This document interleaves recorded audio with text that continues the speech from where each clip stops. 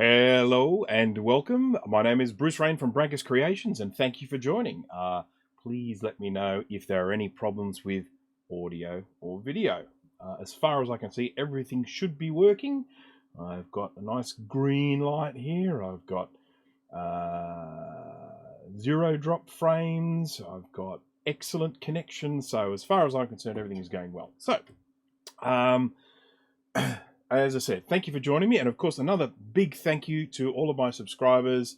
I just hit the 1,000 mark the other day, and I do appreciate it for everyone who has subscribed to my channel. Thank you very, very much.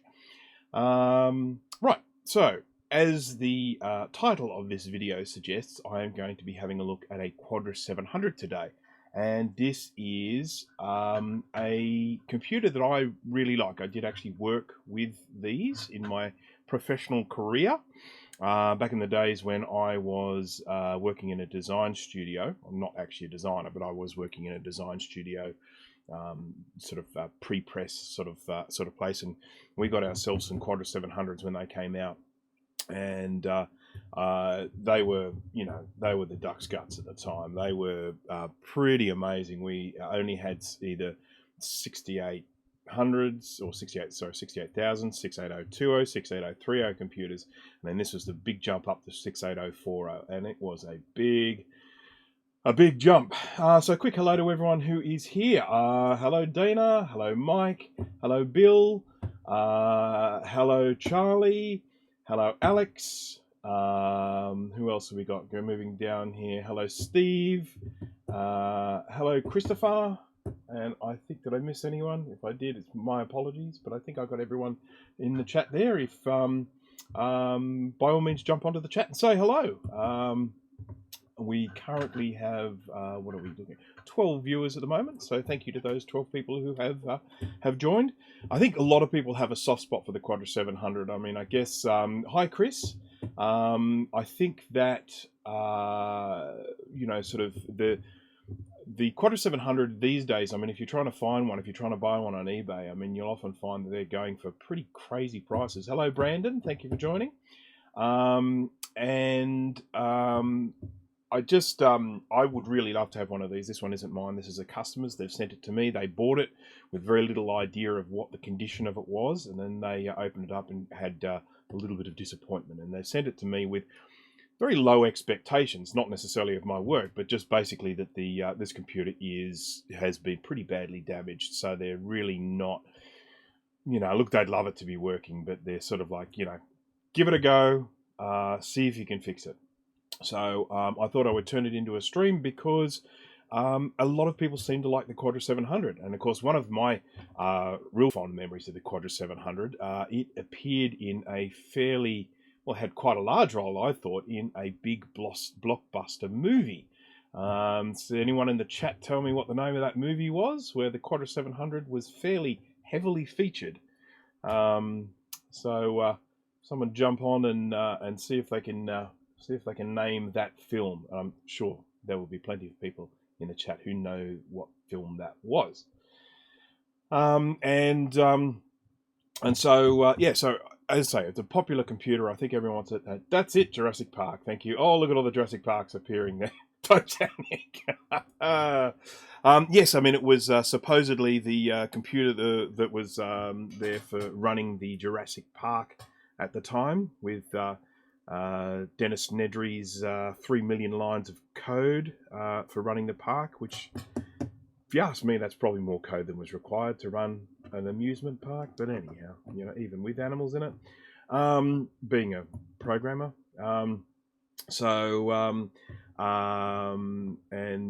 so obviously the Quadra 700, sort of a lot of people remember that. Now, another really important thing that I wanted to debut in this video, for those who haven't watched my streams before, I have a number of cameras around the place to try and get different views. I've obviously got a camera in the microscope here, and I've got a camera over here for looking at the side view. But what I've now got is I've got a side view camera, which is a little bit flasher than my last one. It's the camera that I use to actually record my pre-recorded videos, but I've now got that rigged up to stream into OBS. So I'm just going to go onto this little side angle and show you the view. So there we go. Here's my side view. Wow. Look, here's the computer, Quadra 700. Wow. And I even have the ability to do this. Ooh, how about that? Ooh, it's a Unix system. I know this. That's one of the parts of the movie that actually drives me bananas. When she's sitting there playing around with the computer, the two adults are there trying to hold the door shut, and they can't reach the shotgun or the rifle or whatever it is. And then little Timmy's just standing at the standing behind her, working on the computer, slapping the back of her chair. Helpful, Timmy. Anyhow, let's begin. Let's start off. We'll have a look at this Quadra 700. I am quite happy for people to jump on and sort of give us their anecdotes of Quadra 700s if they have any. This one has all of the plastic is in incredibly good condition. The guy, when he sent it to me, he said, "Oh, look, I'm not too fussed. I'm not too precious about the plastic. If it ends up getting damaged, it ends up getting damaged. But I'm going to do everything I can to make sure it doesn't get damaged." So we're going to pull this apart. We have to take the power supply out first. The power supply is the first thing you would take out when you're disassembling this, and it is it slots down into two little grooves here, and it's sort of held in place by a piece of plastic that juts out from the hard drive, floppy drive assembly there. So I am going to try and I think it might be easier if I spin it around this way. Spin. There we go. Because I can get my hand under here and I can feel that little plastic clip that's sticking out. Okay, I always used to joke about Timmy being useless when we had the action figures. He was the first to get eaten in our playtime. Dear. Okay, so I did actually feature this one very briefly at the end of my last stream, and those who saw it will know that I ended up with this. I pulled out the power supply, and it's actually got this sort of dusty corrosion on it here. It's almost like it feels like kind of salt or something like that, but there's some fairly bad corrosion on this. Now, apparently the power supply, well, the owner thinks the power supply works. We'll see. I mean, it might, but it certainly needs a bit of a clean-up, and I certainly need to inspect the inside of it because that's a bit of a worry. Okay, so we've had some extra. Grudy is here. Those who don't know who I'm talking about Greg Retke from Retke Mods. And Jay is here. Welcome, Jay. What we are looking at today is a Quadra 700. This is one sent to me by a customer, and it has suffered from some battery damage. And he sent it to me and said, "Look, I don't really think this can be fixed, but if it can you please fix it?" And so today is the time where I inspect it. To be honest, I haven't even switched on my soldering on because I might take one look at this and go, no way. But, there's only one way to find out. And I know the fondness for the Quadra 700. I thought I would live stream it. So let's move this little power supply out of the way and put it with another power supply. And let's grab a screwdriver from my tools. And I need to remove now a screw in here. So I'm going to undo that. Okay. Stream looks good tonight. Audio could come up a tad though. Okay, let me just see if I can tad that for you. I do actually have some controls here, but if I go up too high, what's the word? It tends to distort. So I'm going to try this. And then I say, check 1 2 1 2, check 1 2. Is that any better? Can you tell me? I've just lifted up the gain a little bit. If it is better or worse or distorted or horrible, I can turn up this and just go, hello, hello, hello. Yeah, I can listen to myself. It'd be better if I had headphones, but I don't have headphones down here. So, yeah, the microphone is over here. Anyhow,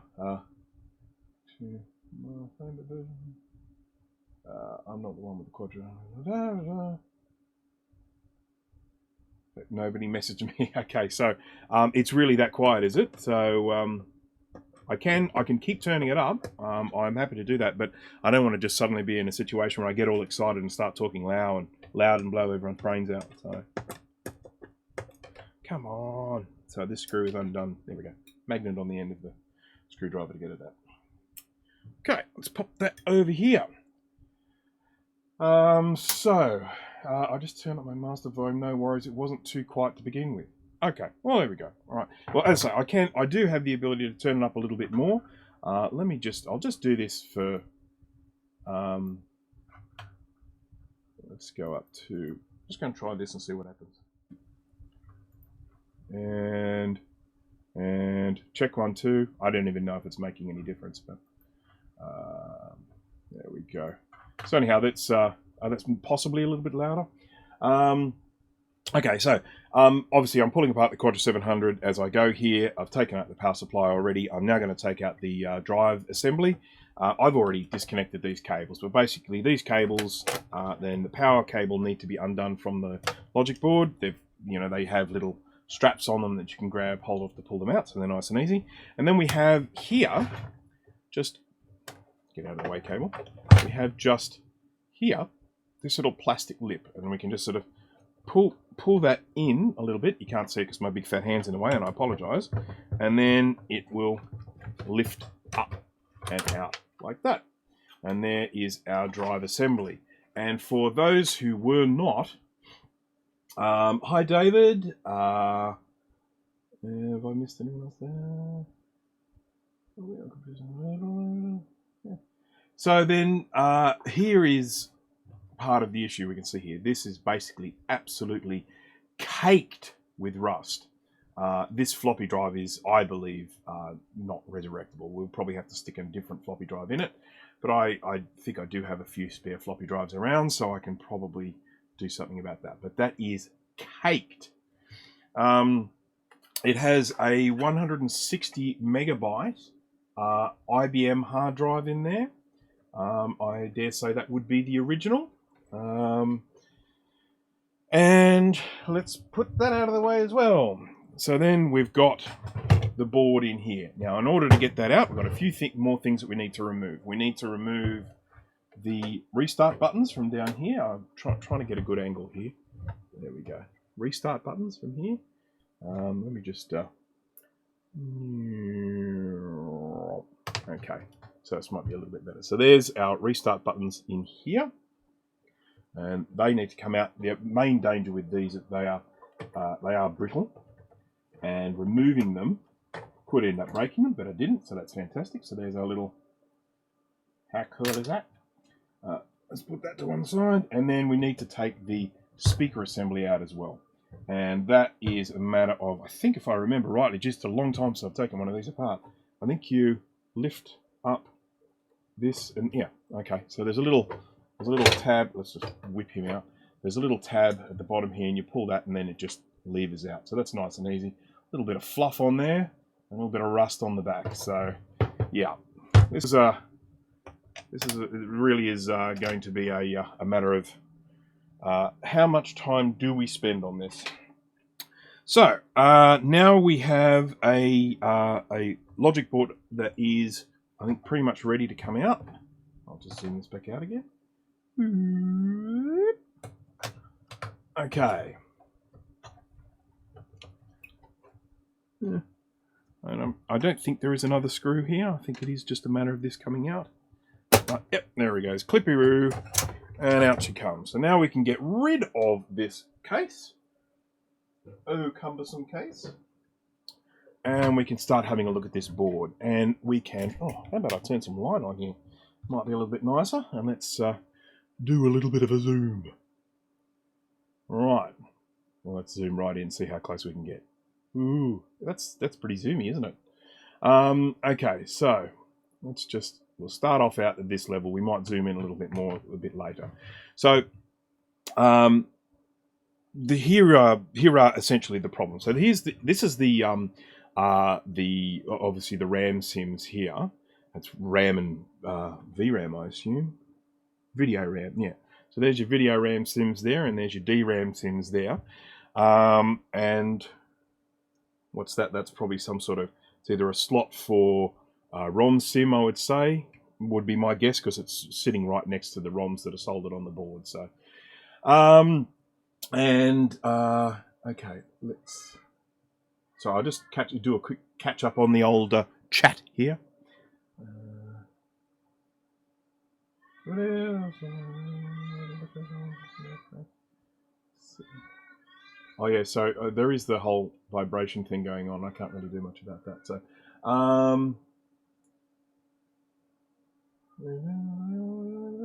okay, right. So this is where the battery would have lived.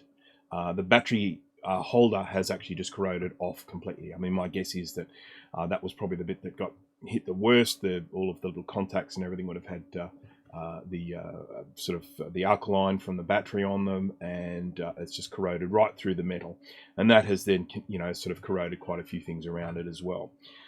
We've got a fair bit of corrosion along here. Now, these look like they're missing components, but they're not actually meant to have components on them. So even though they're this big corroded mess here, they're not actually missing. So that is something. As far as I can see, I don't think there is anything missing on this board. Now, one thing that I should really make mention about this board is one of the things that makes it unique, and in particular from my perspective, given what I do, and that is that it has no surface mount electrolytic caps. Despite the fact that most of its peers did. You can see here, these aren't, there's a 47 microfarad, I guess 6.3 volt there. There's a few more there. And as you can see, they're not electrolytic. They're, I think, tantalums, I think. Yeah, so that's one of the really interesting things about the Quadra 700. There are no surface mount electrolytic capacitors, so this does not suffer from the capacitor leakage of a lot of the other computers around the same time.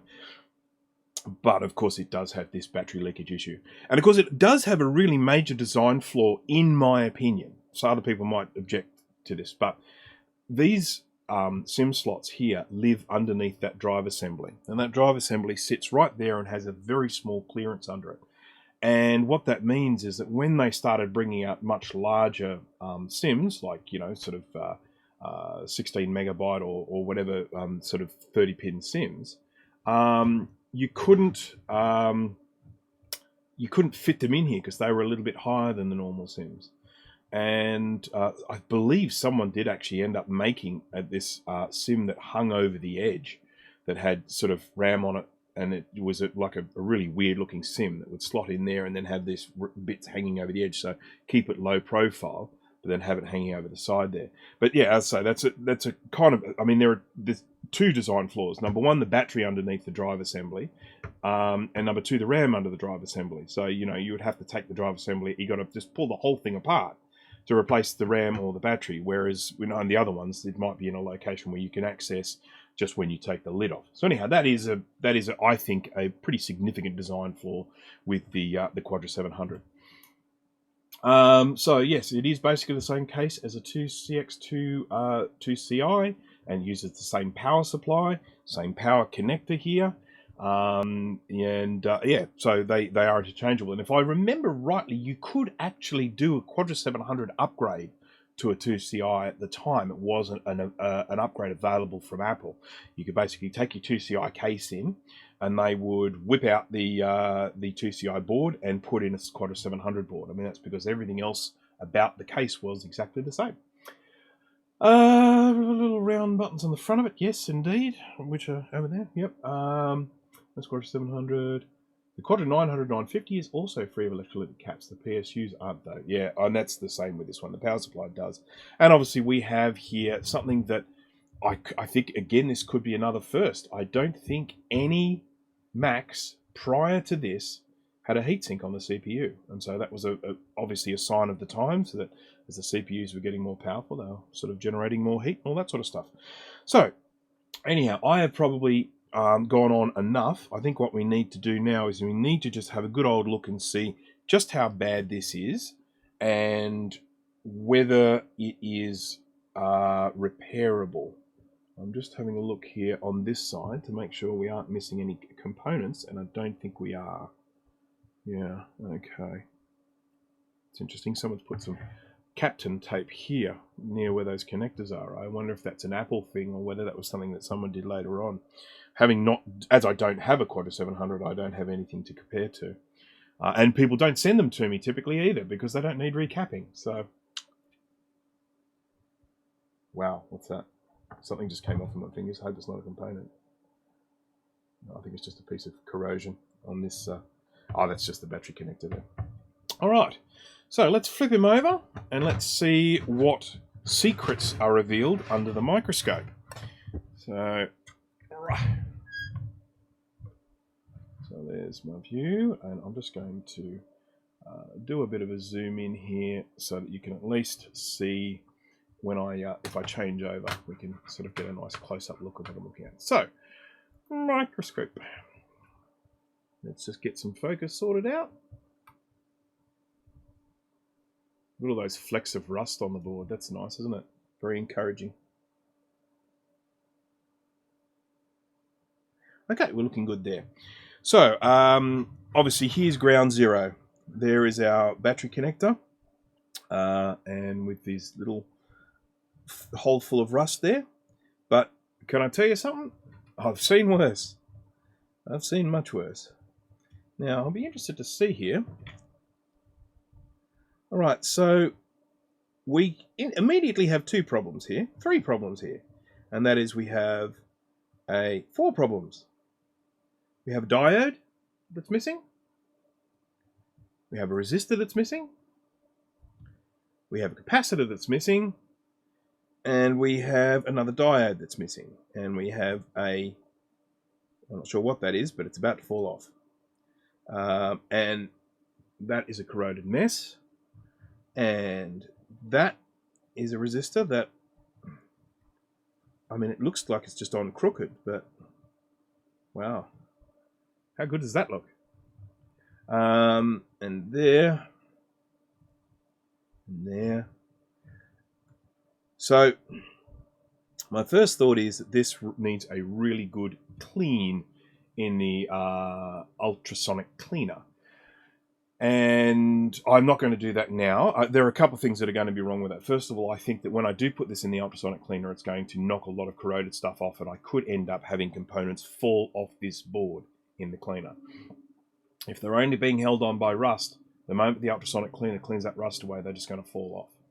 So that's a bit of a bummer, and it is something that is ultimately inevitable. I mean, this board will need to be cleaned.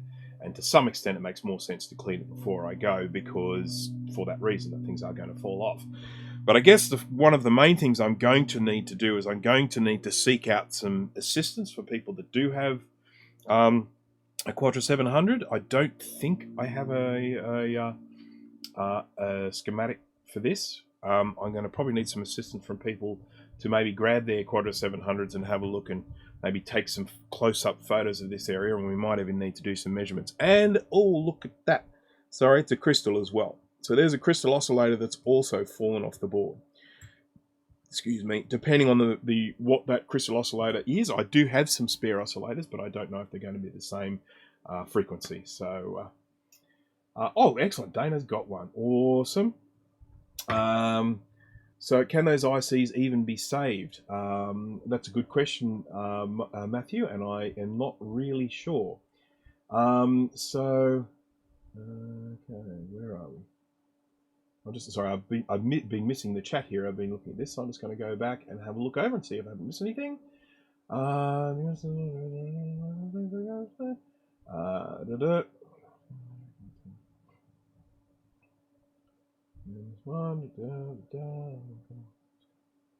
Okay, yes, I mean I should get my little scalpel because we are going to need to do some scraping, because one of the first things we need to find out is, do we have something to solder to once we've if we do sort of rescue these components. So well, no, apparently it doesn't boot, but I haven't tried. So Mike, that's hello JJ Brewbaker. So Mike, the customer who sent this to me said that it doesn't work. He has tried it. He's connected up and it doesn't work at all. He believes the power supply is okay. I haven't tested it. I mean, I really wanted to have a look at it first. But I would, well, look, all these components here look like they're all part of the battery backup, so you never know. It might still work without some of them, but I'm not sure about that. But, look, So, okay, I've got missing components, and I need to try and source what those components are and then replace them. I've got computers of the same vintage, you know, like dead ones. I've even got I've got like an old 475 board here. There's actually nothing wrong with this board whatsoever. It is just missing a CPU and it is missing a sound chip. But I could, as this is of a similar vintage, I may well be able to salvage some parts off this to replace these missing ones. And I've got quite a few others of around about that vintage as well, maybe a little bit older. Oopsie, don't fall out. All right, so what we do know from this, we know that we are going to need to ultimately remove, clean, and replace this guy, this guy, this guy, this guy, this guy. I mean, if I can find out what this is, let me just get a Q-tip.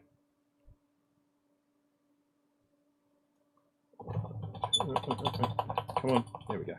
Bit of isopropyl alcohol here. Oh, that's 301. So if I've got another 301, I can replace that. Here we go. Just in case there's some doubts about the 301-ness of it. There you can see 301. Just make sure that's all still in focus. Close enough. So yeah, a lot of these components are going to need to be removed. Those pads are going to need to be cleaned up.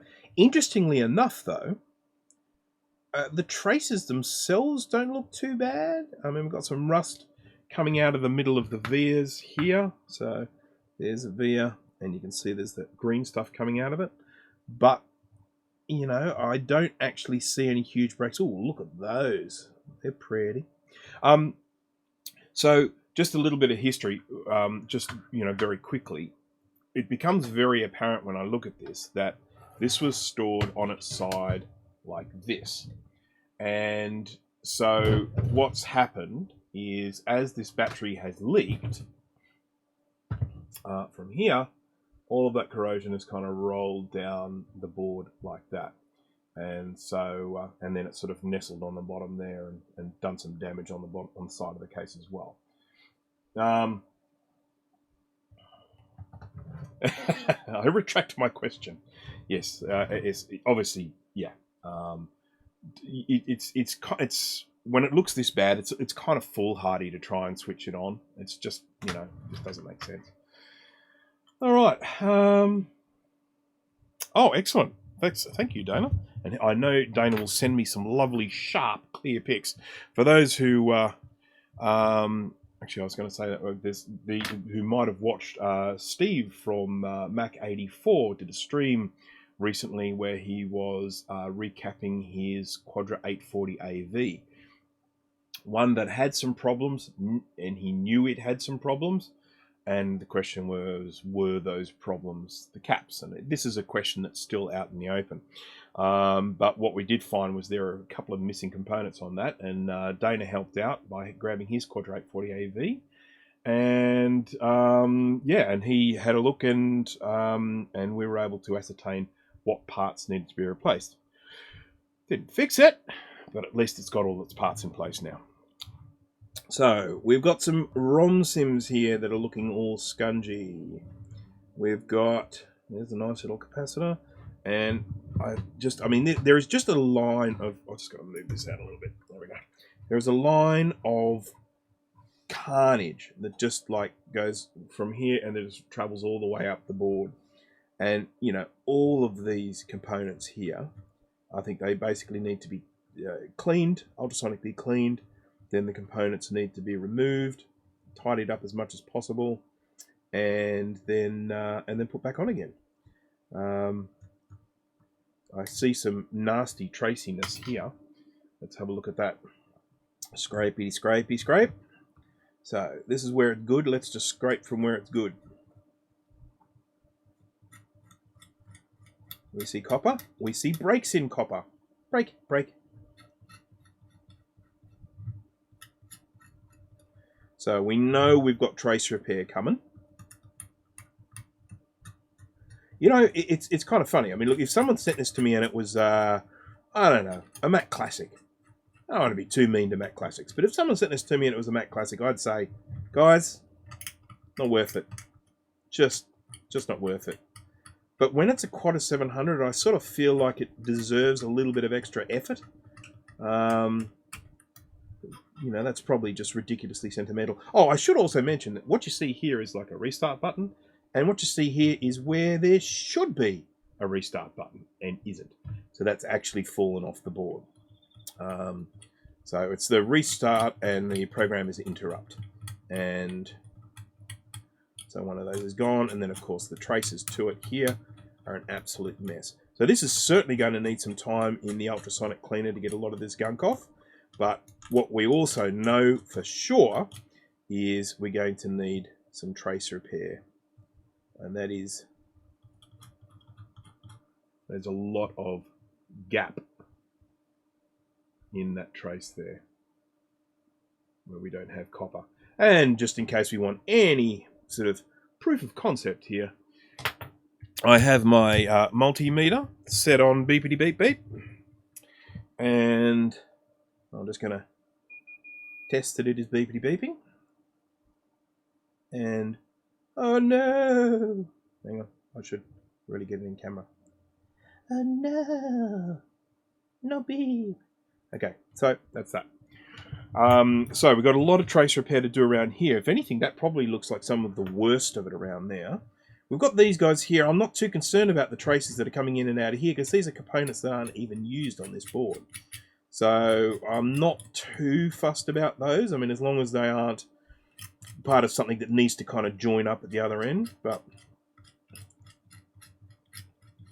we'll see. So we've got some built-in DRAM here. And these are all pretty shocking as well. Yes, yes, yes, yes. How big is this board? Yeah, it's a fair size. I have a rather unusual problem at the moment in that I don't have enough ultrasonic fluid to fill up my cleaner. And that's basically because of this whole COVID thing, and the company that I buy my ultrasonic fluid from have had a very slow, long sort of back order trying to get the chemicals for making the ultrasonic cleaning fluid. So partially me to blame that I didn't order it a lot earlier, but also, as I say, it's taken a lot longer to get to me. It will arrive on Monday. I can possibly clean the end of this, but I can't necessarily clean the whole board, which is probably... It's probably okay. I probably really only need to clean this end, to be honest. But anyhow. All right, I'm just going to have a quick look here. My PSU is being very stubborn. They just lift straight out. Yes, so they are held in with a little clip. So let me demonstrate here. We'll jump onto the side angle here that I have the option to do so, like that. And we'll zoom out. And then I can show a better description of how this works. So the power supply sits inside those little grooves like that, and that's obviously at the back of the machine there, and then it sits adjacent to this inside the case. Now, wrong way around. This, like that. It sits like that in the case, right? Now, on this side, which again I'm having trouble showing here, on this side here, there is this little piece of plastic there, which hooks in and holds the power supply in place. It hooks into, I believe, that little hole there. And so you need to reach your hand around there and you need to push that, which releases the power supply from that little notch there. So it sort of sits like it is. It sits like that. And then you get in here and you lift that little tab, and that allows the power supply to slip out like that. So I hope that was illustrative enough to show you what needs doing, Dana.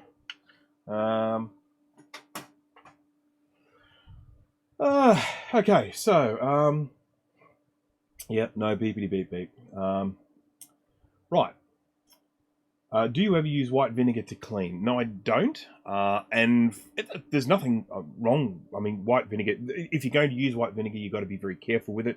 You have to wash it off very quickly because it is corrosive. So it will clean stuff off, but you then have to clean the white vinegar off very, very quickly. I don't use white vinegar because I have an ultrasonic cleaner, basically. I mean, the ultrasonic cleaner does a better job of getting these cleaned. So that's you know, the main thing. If I didn't have an ultrasonic cleaner, I might well use some. Right, so what I would like to do here is, first of all, with this area here with, it's really worth lubricating the spots where the PSU goes in when you put it back. Yeah, it's probably not a bad idea. Okay, so first thing I want to do here is just see, is this copper completely gone? And the answer is yes. So we have a situation here where I can't scrape corrosion away because the whole copper is gone. Just see if I've got anything in here. No, that's gone as well. So there's a via. Oh, we're not looking at the microscope. All right. Right, here we go. So these pads here are completely gone. Now that one doesn't matter because that doesn't go anywhere. We've got going from the battery to there. This is a diode, so I guess this is probably protection for the battery being put in the wrong way. And then we've got that there, and that goes to this via here, and the top of that is completely gone, so we would need to wire into that via to get that to work. We've got that there. It looks like we might still have copper. No, we don't have. That's completely eaten through. So that was really interesting. That had the mask on it, but no copper under the mask. So the copper had completely rotted through underneath the solder mask on top. So that's gone. And I dare say we might see the same here. Oh no, actually that looks like there's copper there. Oh, there is. Look at that. Nice copper. Okay, and we've got the same here. We're going to have to join up to that via there. You know that there is no way in a million years that I will ever be able to charge what the amount of work that I do on this is worth. This is going to be a charity job. I should ask the owner of this computer if he's happy to just give it to me as it is, and then I'll just sort of spend as much time as I want on it because it's mine. I don't think he's going to go for that, but you know, I can always just get the case and put my 2CI in it and just tell people it's a really slow it's really slow Quadra 700. Okay, so I just want to experiment here, and I just want to take this component off, see what it's like underneath, see if I can reuse some of these components. Oh, thank you, Dana, for getting that out. We can't see brew it. Yes, I know. I realise that. That was my mistake. Right.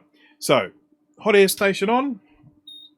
If anyone is watching this video and looks at the equipment that I'm using and says, I'd like one of those, jump into the description. You should find links to pretty much everything that I use. There is still one more sort of product I want to put in there, and I haven't found it yet, and that is a cheap alternative to my hot air station. And Jay from House of Moth, he is actually, I believe, has ordered a hot air station, a budget-friendly hot air station, which is apparently a really good piece of kit. So I'll be very interested to see how that goes when he gets it and get a bit of a review from him. And if it's a good one, I can then potentially put in a link to that. But with pretty much everything that I've got in here, I have links to where you can buy it, where you can either buy the expensive version or a budget-friendly version. So, for instance, there's a link for this microscope, but there's also a link for a budget-friendly microscope where you can sort of do the same sort of stuff. So yeah, so feel free to jump on and click on those links if you want to if you want to get some of this gear as well, if you want to start giving this stuff a try. Now, I am going to use a heat shield. We'll just go into a side angle here very quickly. So, heat shield, just banging the screen there. Here we go. Heat shield is to protect these plastic parts here. So I've got. What I'm going to do is I'm going to take this component off, and obviously it's right next to this plastic RAM holder thingy here. I'm probably going to have to take these RAM SIM holders off, because if there are any traces under these, they're almost definitely shot. So And yeah, so there, I mean, look, there are plenty of cheap hot air stations out there. What I'm looking for specifically in one that I can recommend, I'm looking for one that has the air blower in the base station. So when you buy an expensive hot air station, when I say expensive, it's all relative. I mean, you know, sort of, it all depends on what you consider to be expensive. The one I use, a lot of people consider to be a cheap one because their one's way more expensive. But looking at this one here, this one has the air travels through this pipe here, and the blower itself is in the base station of the hot air station. And what that means is it's able to blow much more air through because it's got a much bigger fan inside the base station. The cheaper ones, what they have, you can usually see they have a little bulb section at the bottom of the handle. There's a little bulby bit there, and that little bulby bit is where the fan sits inside the handle. So both the heating element and the fan are inside the handle, and they simply can't blow out as much air as these units here. So that's one of the reasons why I'm looking for a budget unit that has the blower in the base station, not in the handle, because it is a completely different experience when you use one like this compared to those budget ones. So anyhow, yes, Matt, thank you. I made a quick mention of that at the beginning of my stream. To just a big thank you to everyone who has subscribed to my channel and helped me get to that elusive 1K mark. Just happened yesterday. I woke up in the morning. I just went and had a quick check and noticed there you go. It will be delivered in August. Great. It's nice and warm. New hot air station. Yep. Okay, so Jay is just mentioning that he's ordered a hot air station and it's not arriving until August, which again, it's just that whole frustrating thing at the moment. Things not getting through as quick as you want. So I've got a little heat shield here. This is just one of my little blades here that you can just sort of snap to whatever length you want, and that's just to protect the plastic. So I'm just going to apply a little bit of heat to this component and see what happens. The heat may do nothing. I mean, this could just be... I mean, the way the heat works is it melts the solder. Well, if there's no solder, if it's just being held on by rust, it's not going to do anything.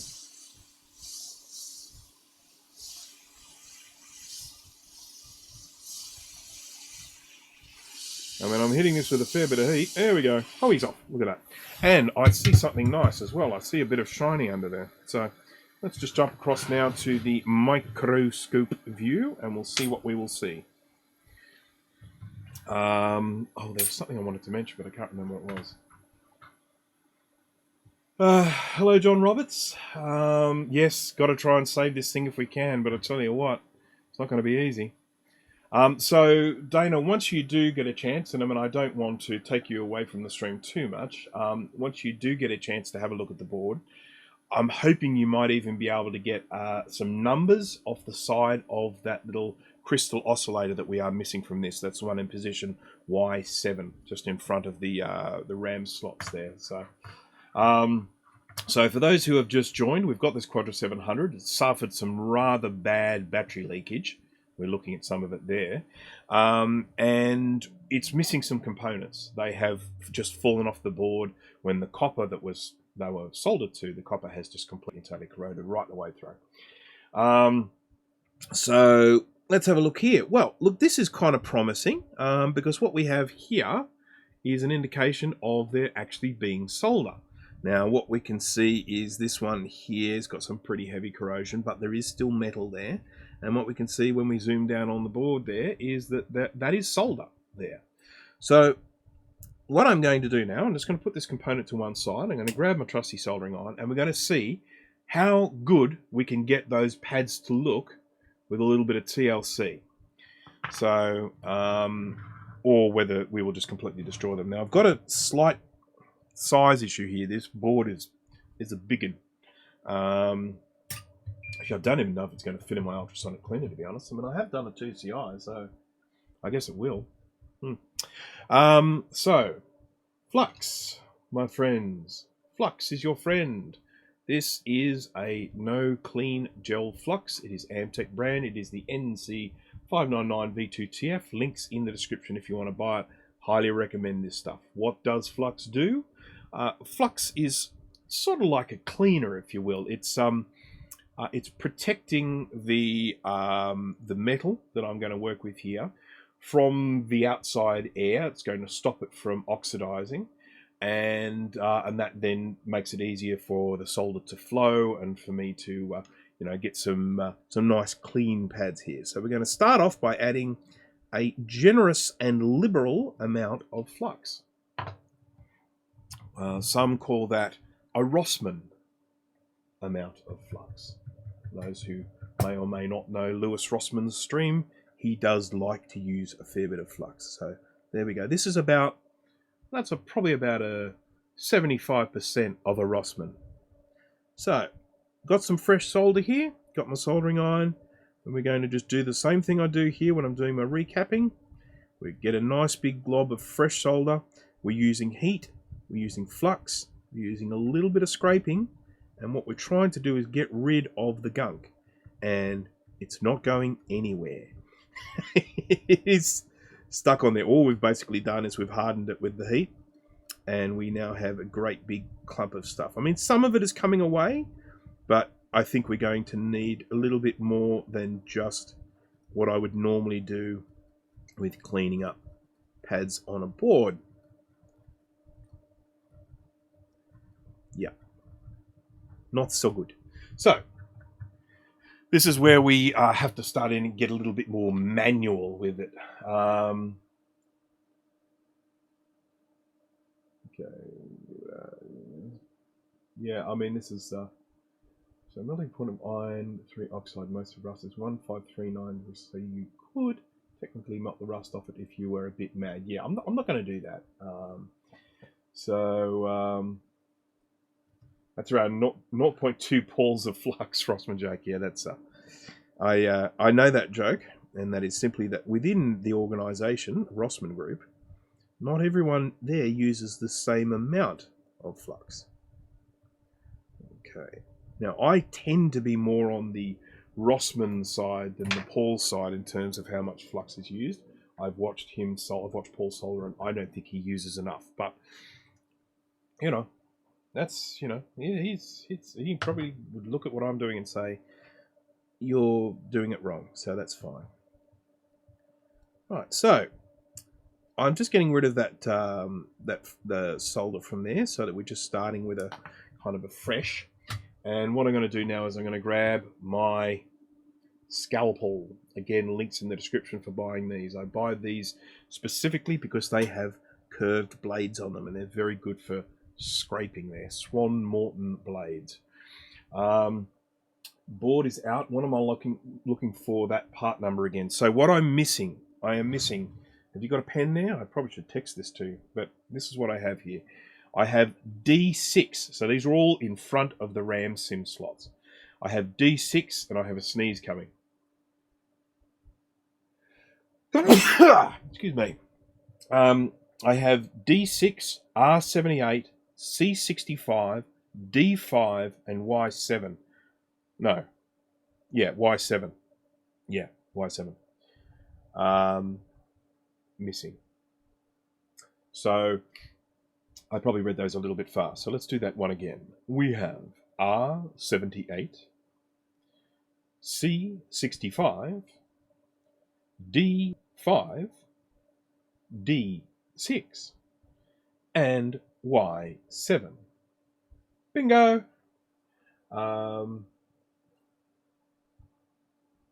Someone text that to me. I'll text it to you. So, where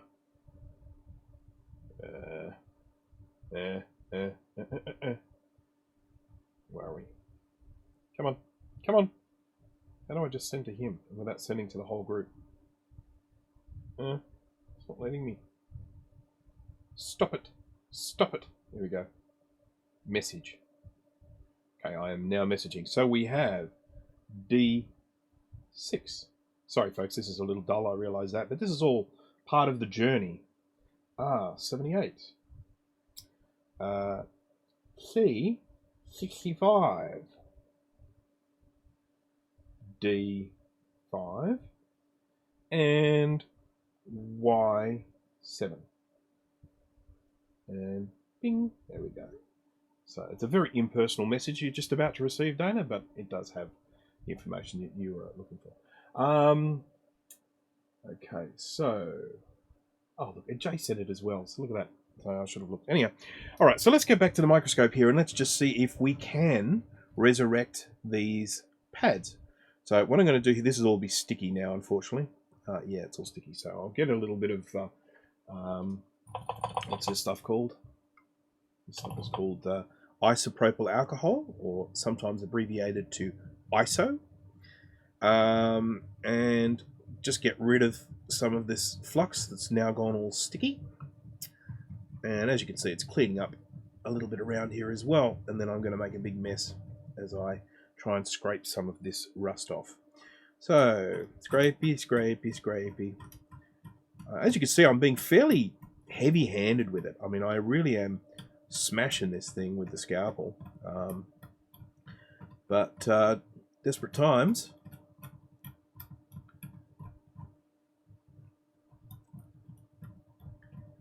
What I want to see here, I either want to see shiny solder or shiny copper. What I don't want to see is anything black. You can see the importance of having a blade like this with a, you know, sort of with a curved blade on it, you know, that shape, because it allows me to really scrape away at this quite vigorously. I'm just going to expose some of these traces coming out as well, because I need to see whether they are actually getting to where they are meant to be going.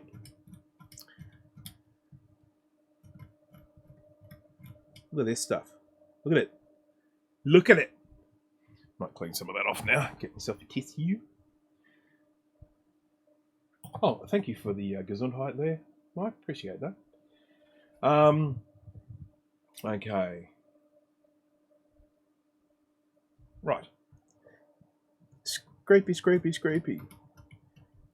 Now, one thing that is probably becoming fairly clear as I do this is that this particular computer is going to take a very long time to repair. And I'm not necessarily going to be in a position where that gets done in this stream, because I am not really in a position where I can stream for, you know, like 8 hours today as I slowly repair component after component after component. I just, this will just take way too long. But what we have done here is made these pads look a little bit more respectable. So let's get some flux onto them. I'm then going to do this little trick which I was showing in my excuse me, stream the other day. I get some solder wick, linked in the description once again. This is braided copper with that has had flux. That has flux on it, and it's designed to draw solder into it. But I also use it to kind of scrape away at dirty stuff sometimes, and I also use it to coat a thin coating of solder on things when I want to. So what I do is I get a great big glob of solder on the end of my soldering iron tip, just like that. Then I get this solder wick, and I do it like this, and as you can see, the solder just sucks right into the copper. And then I just gently rub that around, being very careful to not stick to the pad and then pull the pad off. I then do this, and as you can see, I'm using the wick to kind of gently scrape as well as coat. Perhaps used a little bit too much solder there, but coat that pad. And so it ends up looking very nice. Very nice, very tasteful. Okay, so there you can see that we now have what started off as an absolute grotty mess, and we now have these rather nice looking pads all ready to take a new, well, a component. I was going to say new component, but there ain't nothing new about the component going on it. So what I'm probably going to do with these here, I'm thinking that I might end up using some component adhesive, which I've never used before. What I'm thinking about doing is getting the replacement components, hopefully from somewhere, either off another board, or I do have some spare components chucked around here. I've actually got a few little tiny weeny little diodes, and as long as they're the same ones, then I might be able to use the ones that I have, and I will probably then stick them to the board using component adhesive, which is this goo here. Oh, excuse me. Got something. Yeah, it's this goo here. So let's just jump across to the side angle. And you can see we've got here some, this is RS Pro, so this is RS Components. It's a company that I buy most of my components from here in Australia. And they're located very close to me, and they offer free delivery to me. So that, for me, is a big plus. That's why I buy from them. There are other ones out there like Mouser and DigiKey and all that sort of stuff, but I generally buy from RS because I get free delivery and because they're very close. I mean, last weekend, I ordered something from them on Friday, and it got delivered to me on Saturday. That's service. So, this is component adhesive. It's red. You can basically squeeze this onto the board. You put the component on it, and then you throw it into the oven. I think at about 90 degrees Celsius, and it cures and holds that component in place. Then I can run all my trace wires without fear of accidentally knocking the component off. But it all sounds good in theory. I think in practice it's probably going to be a nightmare. But okay, so I have got a text message now from Dana, and we are looking at. Okay. Oh, there's nothing on Y7, so I don't even need to worry about replacing that crystal. So that's awesome. That's some good news. I say thank you to for telling me that. That is, we've got. Can't quite make that out on that D5. Is that 517? Can't quite see the component. C65 is a 1A5, I think. I should be able to identify it from that. R78. What do we got there? 472. That's good. Oh, and what's that one? Oh, and D6. I'm almost certain of it. I think that says 5D on it. Almost certain that 5D. I'm pretty sure I have replacements of those 5D. So I have to dig around and see if I can find spare components. But this is very promising. And thank you very much, Dana. You're an absolute lifesaver. That's brilliant. That's everything I needed. Right, so now let's have a look at this component through the microscope and just see what we can do with this. Can I restore these pins to looking good again? And any restoration process starts with flux and a whole bunch of solder on the tip of your iron. Now, incidentally, this thing that I am looking at the moment is a crystal oscillator, whereas you might be used to seeing them looking like a little metal barrel type thing on the older boards. This is actually a crystal oscillator here in this little black package. So inside this thing vibrates at a set frequency. Okay.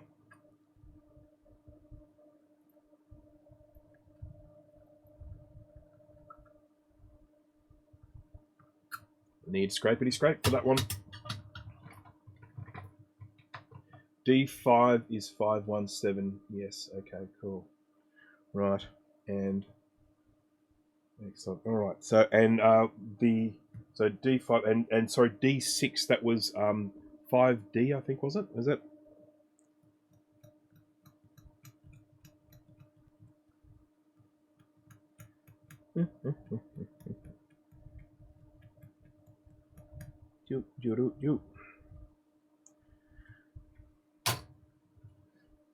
This is the kind of boring stuff. I appreciate that it's not particularly interesting doing this, but it is part of sort of a restoration like this. I mean, whoops, let's not bend that pin off. I really don't like how bendy that pin is. What's it look like from the side? pretty yucky. Someone's texting me.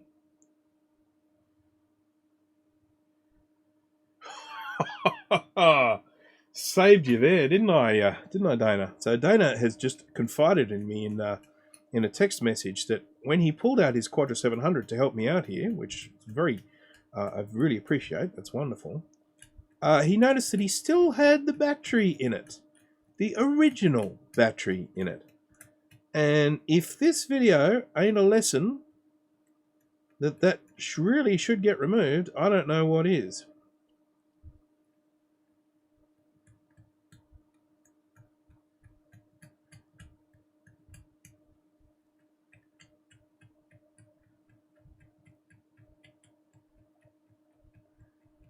Now, once I get this soldered on, this is going to end up getting put into the ultrasonic cleaner, and that will help clean some of that gunk off the side of the component. And I'm just going to grab a little bit of isopropyl alcohol here, and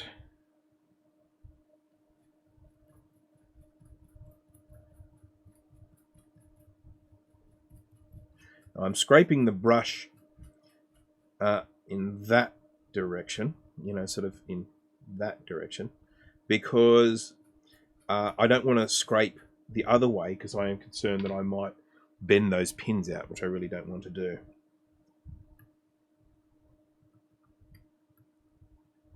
This is rather a lot of work for one component, isn't it?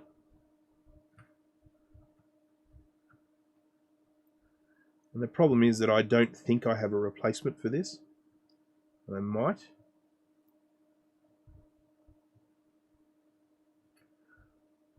One of the great things about an ultrasonic cleaner is that it does clean into incredibly fine nooks and crannies. And so the hope is that when I clean this, that this will get all of the gunk out from this fine spots. Geez, that pin is just hanging on, isn't it? It's a bit scary. Scrapey, scrapey.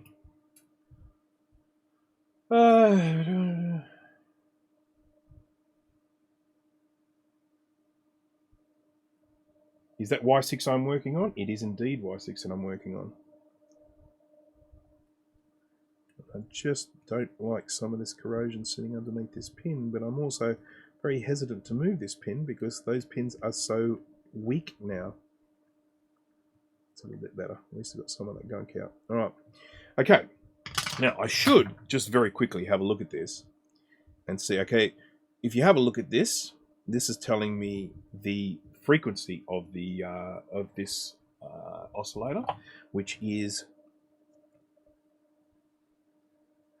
32.768.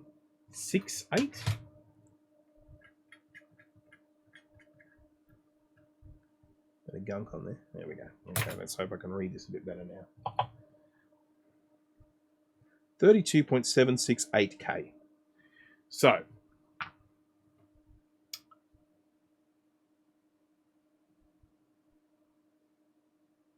what is this, Mike? I think you're...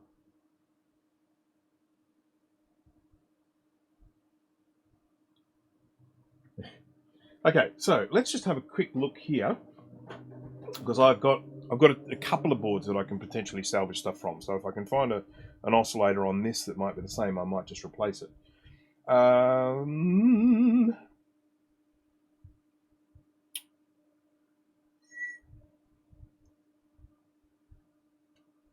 Yes, I found one here. This one is 32.7. That's it, isn't it? 32.7. So that's 32.768, but I mean, it's got to be the same one, surely. So this one here, 32.7. I would be very, very surprised. I don't know what this oscillator is for, bus speed or CPU speed or something, but I'm not sure what it does. But that does suggest to me it's the same one. It's just not quite as accurate in its, it's in its decimal places. I have somewhere a 610 board as well, and that would help just confirm, because that's another one that's an 040. So excuse me while I stand up. Have a look at that lovely out of focus desk with a bit of goo.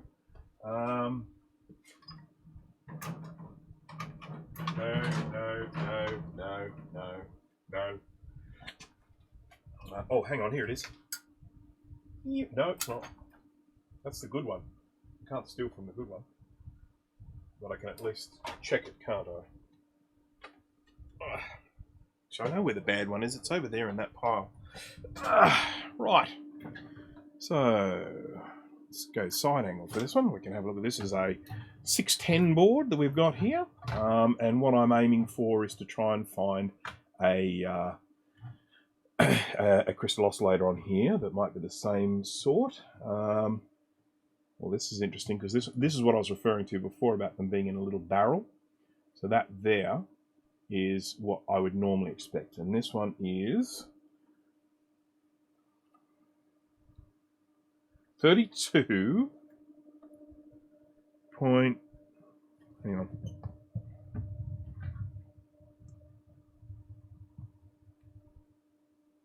Oh, it just says S3238E, so I'd have to look that up.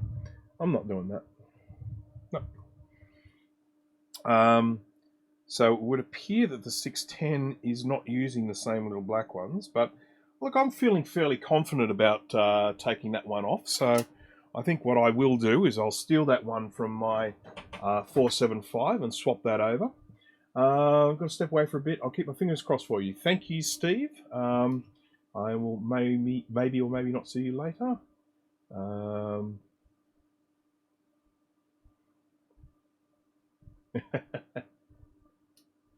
Okay, right.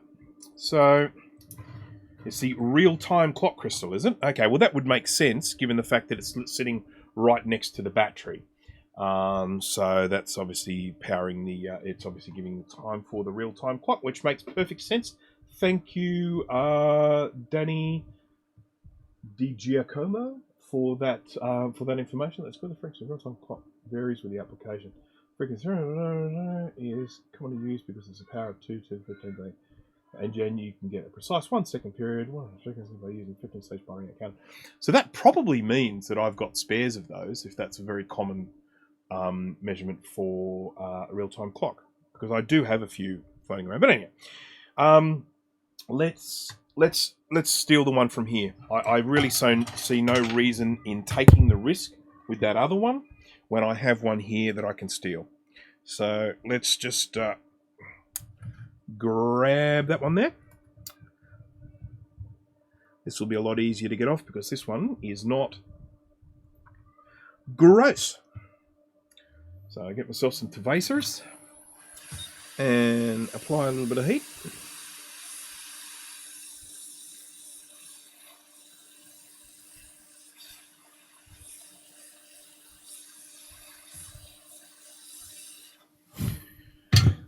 I don't think it'll be the last component we take off. Let's have a look. I mean, now that I've got all of the components that I need from this, let's see if I can find what I need. So,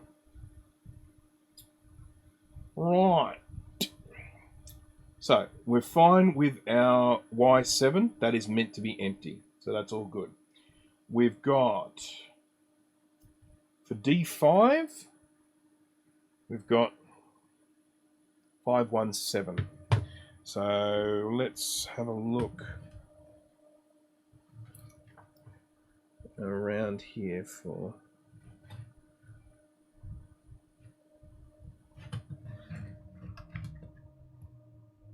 I should really look on the board here and see if there are any diodes on this anywhere.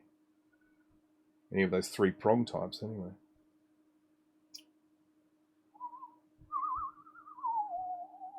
I can see diodes on this board, but then, oh, here we are. There's some.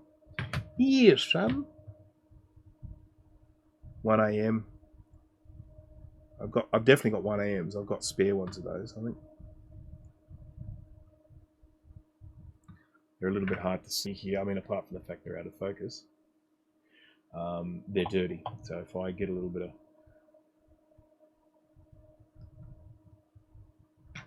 You need the light to catch it at the right angle. But they are a 1 AM. So that's those. Right, so the first thing I'm going to do is just have a quick look at my diodes. So bear with me a moment.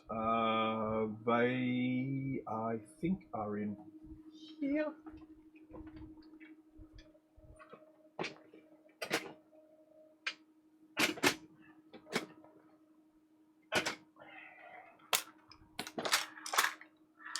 And they're not. So that would mean that they are possibly in... Run out of space. They're possibly in here. And they're not. Which means... MISC? MISC? I've got two containers here that say MISC on them.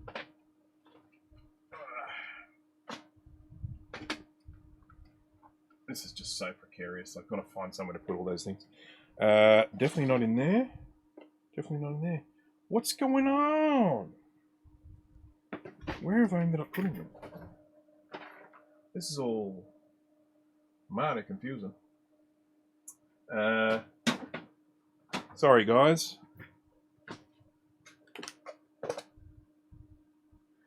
Did I put them in? I think I put them in a couple little Ziploc bags because they kept falling out of the little compartments. So maybe I need to be training my eyes on something else. I have them. I mean, I have them. I wouldn't have thrown them away. Alright, well, we'll come back to it. We'll come back to it. I mean, it suggests that there's another container somewhere.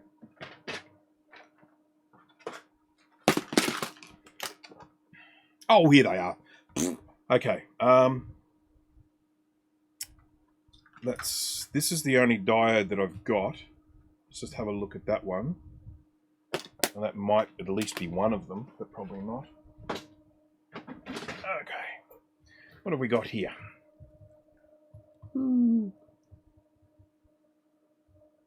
KA2. I don't think any of them were KA2, were they? Oh. So we'll just have to pinch them from somewhere else. So let's just have a look here. We've got one A5 for a capacitor. Well, there's an A5, so I think that's probably one. Incidentally, A5 is code for 0.1 microfarad. Now, in terms of the voltage, I am not sure, but I am going to assume that we're probably talking about the same voltage here. So there's an A5. There's an A5. Look at that one. How cool is that? Right. So I think we're fine there. I should be able to find an A5. So we've got a 517D, and we've got a 5D. Oh, thank you, Jay. Thank you for joining when you did. And I do apologise that it has gone on for so long, but thank you for joining in. I do appreciate that. Dana, I have to go face the world and shop. Here's to not being infected. Yes, good luck with that. But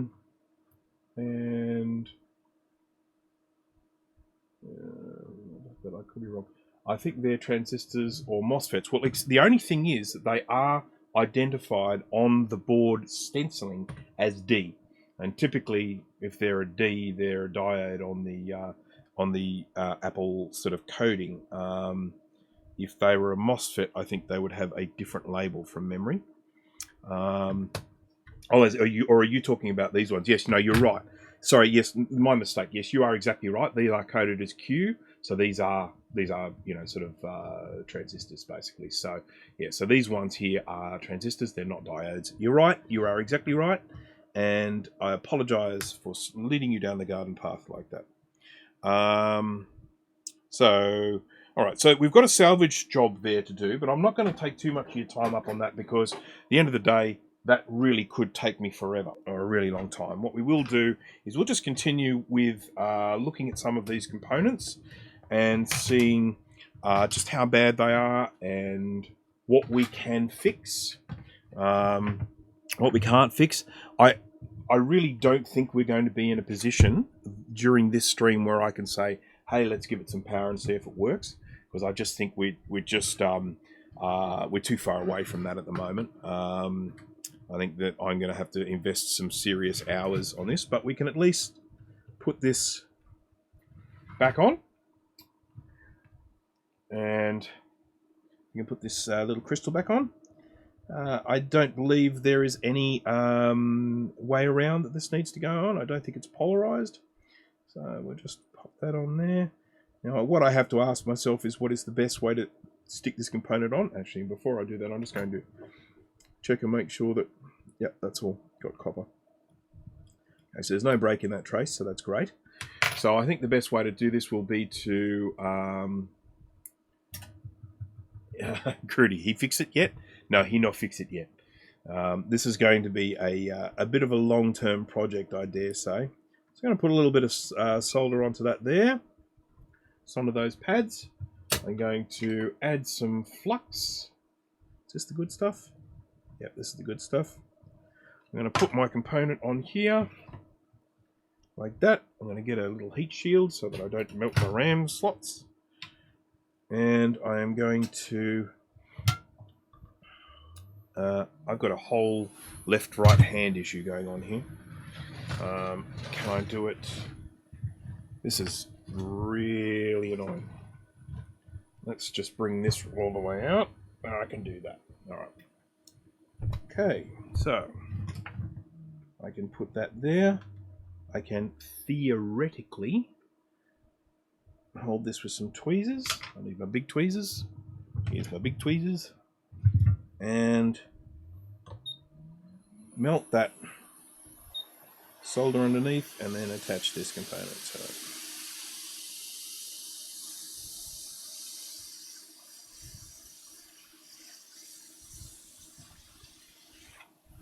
There we go. And then I'll just do that again. A bit more flux.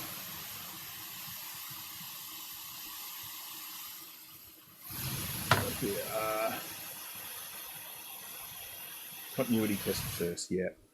Yeah. Well, the thing is that it's mainly joining to this component on the other side, which I think is completely shot for continuity as well. So, all right, that is crooked, and it'll just have to be crooked for now. Well, there's going to be a fair bit of kind of rework going around in this region anyway. So, that is in bad shape. Corrosion every place. Yes, indeed, that it is. So, just a quick recap for anyone who has joined. This is a Quadra 700. It has missing components because of corrosion caused by battery leakage. I now know what components need to go there. I've just got to salvage them off other boards. I'm going to hunt around and find some of these components on other boards so that I can salvage them. Then, of course, the challenge is going to be how am I going to stick them onto the board because there's no copper left. So I'm going to have to find some way of it, sticking them to the board with an adhesive or something like that, and then running some traces between them. It's not going to be ideal, and the whole thing's going to have to get painted in UV solder mask and everything to hold it in, or some sort of conformal coating to hold that in. But that's where we are with this. We've already replaced that component there. We still had that component, but it was a little bit rough, so I've replaced it with a better one. But we are going to have to essentially move along this here and pretty much fix up the joints on most of these components that you see here. And then, of course, if we travel right down to the end of the board here, we've got a whole bunch of broken traces like that there that are not making proper contact. We've got broken traces here. We've got a missing reset, or well, actually, I was going to say we've got a missing reset button, but this one here, it's not missing. It doesn't press. So this one is worthless, useless, and needs to be replaced as well. And as you can see, we've got break there. We've just got corrosion galore going on here. We've got broken traces running along there. So, it's, and of course we've got all this corrosion here around the DRAM. And of course, if we're not making proper contact with the RAM, this thing's probably not going to boot properly either. So, this is going to be, I think, probably a labour of love. I'm going to probably go in and do a little bit here. I might take a couple more components off, do a little bit of cleaning and put them on, and I think we'll probably call it a day on this one, because there is just that whole issue of how long how long can I expect people to hang on and watch me pull components off the board. So but anyhow, so I'm going to just take off this one here. This is a PLCC package. I've talked about these before. I actually lifted one off in my last stream, and they have the little pins that curve around underneath. They can either be soldered onto the board, or they can sit in a little socket. So I'm just applying some heat to this here to take this off. I totally expect most of the pads underneath it to be an absolute mess. They will probably need to be scraped clean, but I do think they will be able to be restored. So let's just see how we go. I'm just applying heat with my hot air station to this, getting this nice and warm, and then I should eventually just feel this component start to give a bit, and then I'll be able to lift it up just like that. There we go, and off she comes. Now, what I can actually see from that there is we have solder on every single pin, which really means that this component would have been making contact. Now, I can't speak for all the traces around it, but the component itself was making contact with every pad, because we can see melted solder there on every single pad that's there. So let's get some flux onto it. There's about half a Rossmann on there, and then we'll get some fresh solder, and we'll just gently rub that around these pads here. We're using that fresh solder and that flux to try and push some of that corroded, crunchy stuff out of the way, and you can see it happening. You can actually see some of those little bits of solder, old crunchy solder, just moving out of the way, getting pushed out of the way by the fresh solder. I'm just going to dispose of that solder there. Sorry about the focus. Keep drifting in and out. Sorry about that. And then more flux. More flux. More flux. That's about probably 0.8 of a Rossmann there. So okay.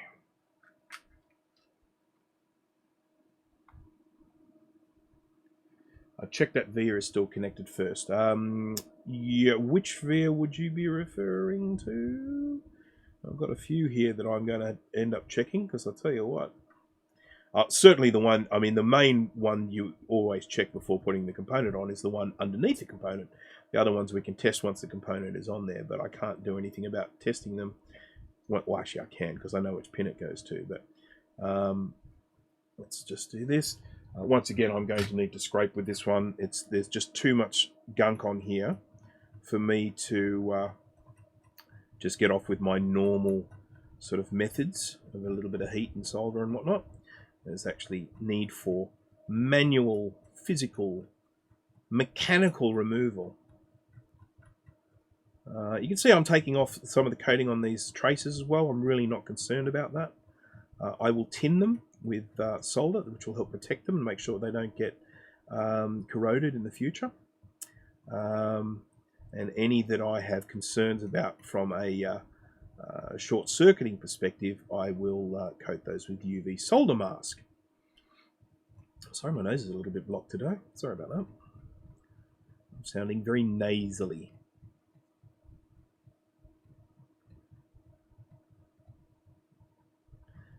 For anyone Australian who is watching at the moment, I say Happy Anzac Day to you. It's not normally something that you would refer to as happy anything, given the fact that it is a day that remembers, sort of fallen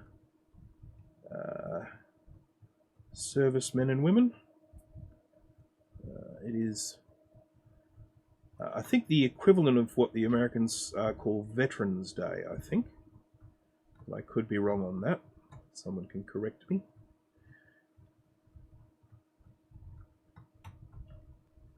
And of course, it's normally a day where we have sort of parades and stuff in the street.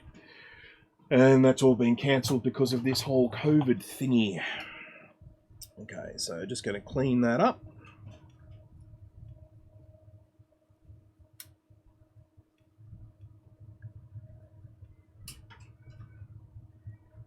There we go. Looking a lot better. And I am feeling pretty confident about all these vias around here as well. I think they're still making contact. I will, of course, test them. Not necessarily in this stream, because once again, testing this sort of stuff in the stream is a little bit dull. But, you know, look, I've seen far worse than this that have still made contact, so I'm feeling pretty good about that. This via is looking a little bit scungy. And look, I think I really need to address this guy here while I've got this off. I need to see whether this resistor can even be replaced. So,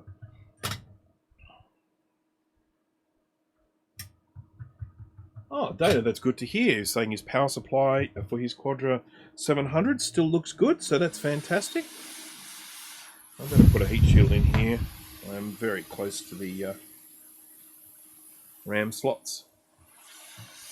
Alright, so we're going to just get this little 301 resistor off here.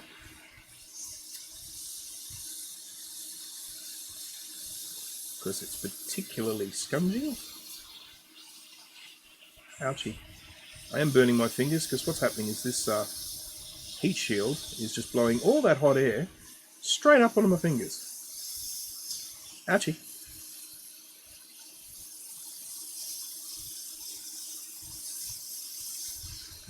Come on.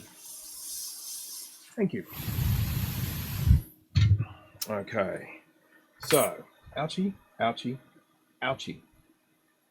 Let's just put this little resistor somewhere. I'm not going to lose it.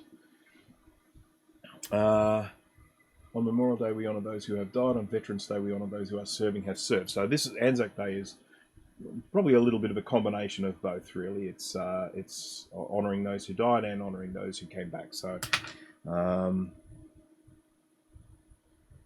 as I say, it's normally a pretty big deal. I mean, there was some good stuff that people did this year, and they basically did a morning service in their driveway. What a lot of people did in their homes was they got up this morning for the dawn service at 6 o'clock, and they grabbed some candles and they stood out on their driveway at 6 o'clock because they weren't able to go to. I should just be scraping that first. They weren't able to go to you know, sort of any march or any service because of the restrictions, the lockdown restrictions, and so people found other ways to honour the fallen and all that. So that was quite nice to see.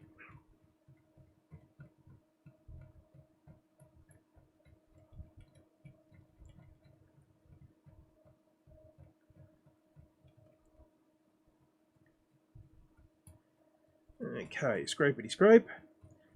And look how good that's looking. That's fantastic. Happy about that.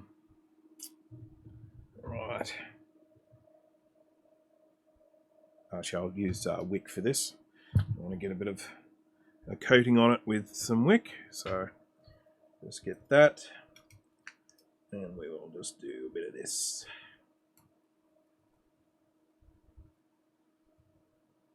And I've mentioned this before in my other streams, is that when you see me doing this, when I've just got the Wick and I'm just sort of coating all these pads, if this is something you want to have a crack at yourself sometime, assuming that you are sort of fairly new to this, I kind of make this look very kind of haphazard and quick and easy, but it is actually really important when you're doing this to be super careful, because see what's happened there is that Wick has dried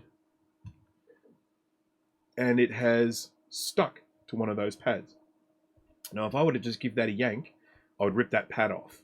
So I am going to apply heat to it again to make sure it melts so that I can then remove it. So all right, here we go.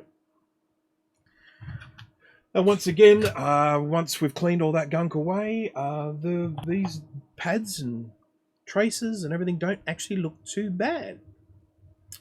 Now I'm just going to have a very quick look on my other board to see if I have a replacement resistor for this one here, because that other resistor was very, very crunchy, and I really don't want to put a crunchy resistor on there. So I'm going to just grab my little magnifier specs here.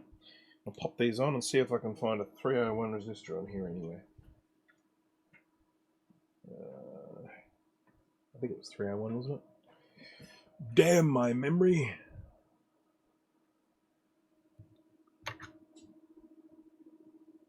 .301. Okay.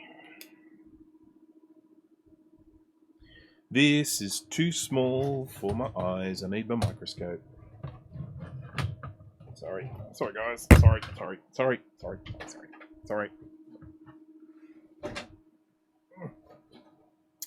So, look on this side very quickly. There seem to be virtually or hardly any resistors on this side. Let's just see if we can find 301 on here somewhere. As quickly as possible. 472, 472. Excuse me. 33R. I really should look up, excuse me, what a 301 is. Oh, look at that. 301. And bang. So,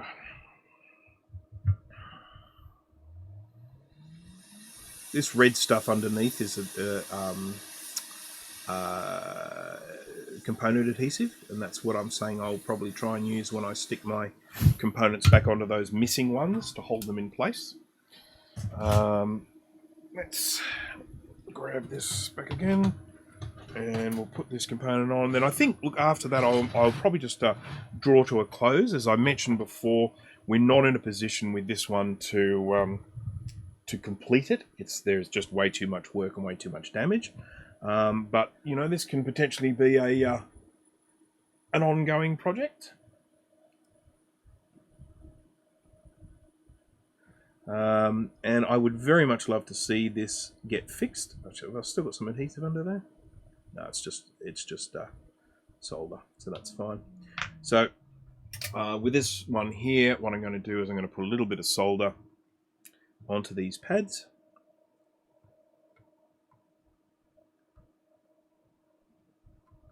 And then I'm going to put some flux. And then I'm going to, that's only about like sort of a 0.3 of a Rossmann, that one. And then I'm going to grab my little component, which is just here.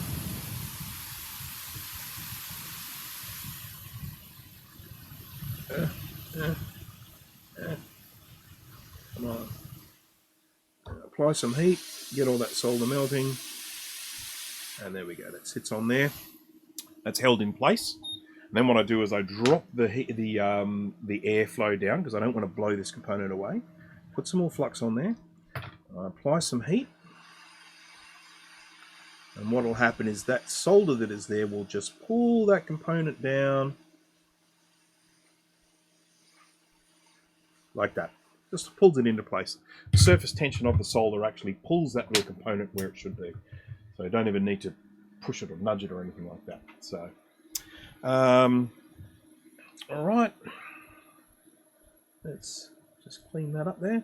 Now, when I put this component on, I'm going to do it a slightly different way. I don't want to put solder onto these pads first, though you could do it that way. I could put solder onto these pads, and I could... Okay, there we go. I could put solder onto these pads. I could then apply some hot air, and I could let that thing sort of float onto those pads. I generally don't do my PLCC chips that way. What I normally do is I grab the chip, I grab some flux, of course, plenty of flux to go around. That I pop the component on there where it's meant to be, and I should probably clean this component up a bit, but the ultrasonic will work its magic with that. And then I generally just sort of try and line it up as best as I can. Like it is.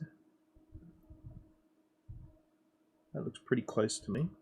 And then I start in one corner. Grab a little bit of solder on my soldering iron. Hold it in place with some tweezers. Move. I moved it. Yeah, that's alright. That's okay. I do one pin. One pin. Now see, here's a problem that I've got.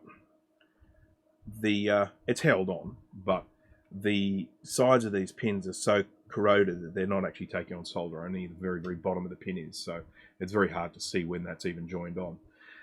So it might make sense for me to clean this component up a little bit. So sorry folks, damn me and this whole doing a proper job thing. Right, let's get this component here into view. Let's see if we can't tidy it up a little bit. As you can see, there's quite a bit of corrosion on those pins.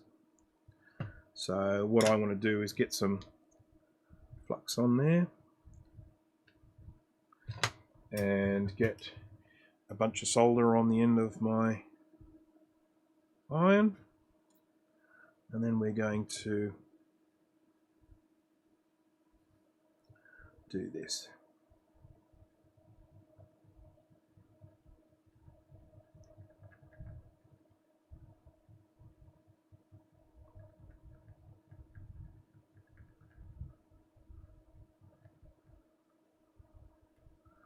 All that blackening there. I'm hoping to get rid of that. But I might need the old scalpel once again.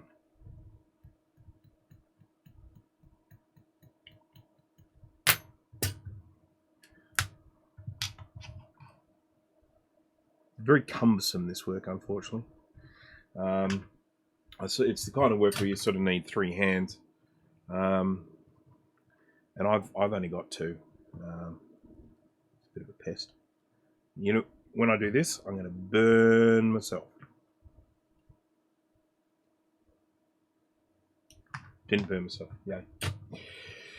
Okay, so once again, we're just going to try and scrape a bit more of this black gunk off, because it's the as I say in my streams regularly, if you're wanting solder to stick to something, if it's not sticking, it's because either the surface is dirty, you haven't got enough flux, or you haven't got enough heat.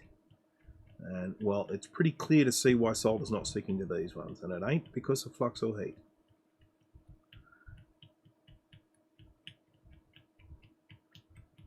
There we go, they're looking a lot better. Nice to get a bit of shine on there.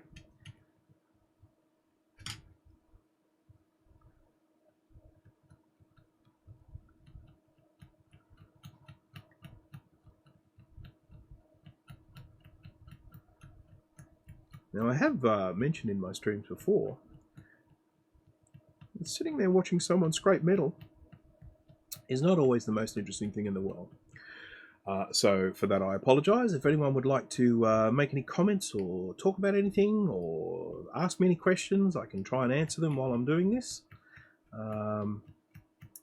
Always happy to interact with people that are watching. I do appreciate them watching, so I'm always happy to chat and look.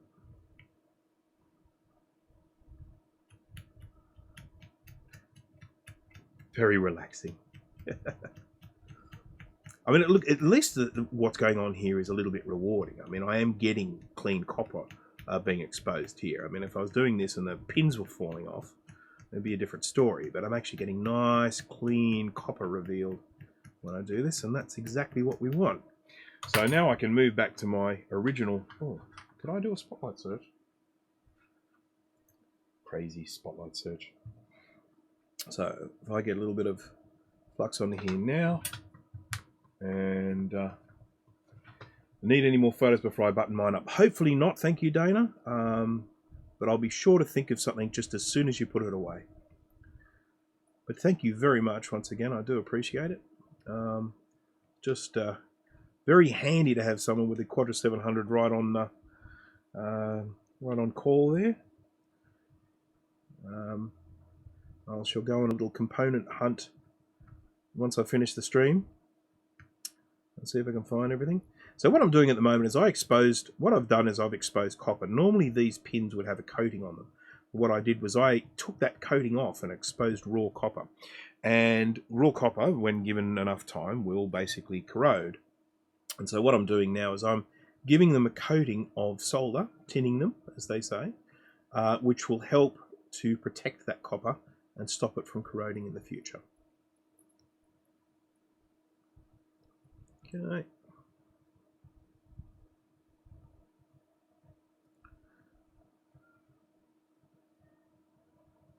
Right, that's great. Now I'm just going to make sure we don't have any lumps of solder on the bottom of this, so that when I actually stick it onto the board I can get it down flush. And then of course all of this gunk which has been exposed, I want to clean it away with my toothbrush.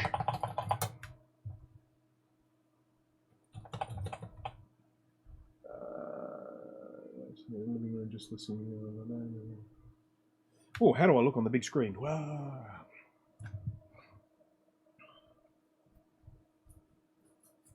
Whoops. Oh. Sorry, these tweezers don't hold this thing very well, so it's just drifting all over the place. Drifting.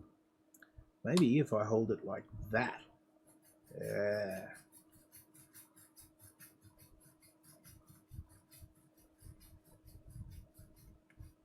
Yeah, I've got one of those too, Bill. It is this thing here. Is that the thing you're referring to? I just don't find these components. I just find are a little bit too small for this. So, and not to mention the fact that I am actually applying quite a bit of pressure to them. Would probably just pull them out of the out of the alligator clips. I mean, those little things are very good. I find them really good for soldering wires. I'll have to say that when I'm soldering two wires together. It's great to have one wire in one side and one wire in the other side. They are definitely good for that.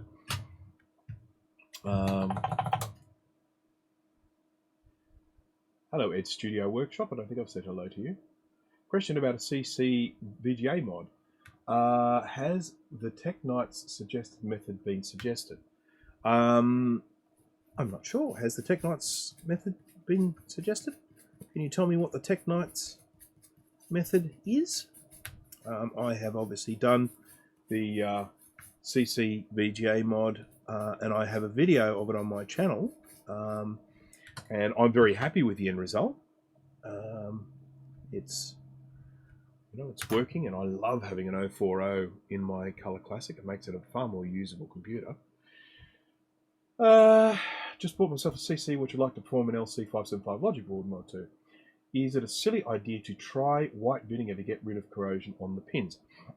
So we actually had a little bit of a discussion about removing corrosion with vinegar before.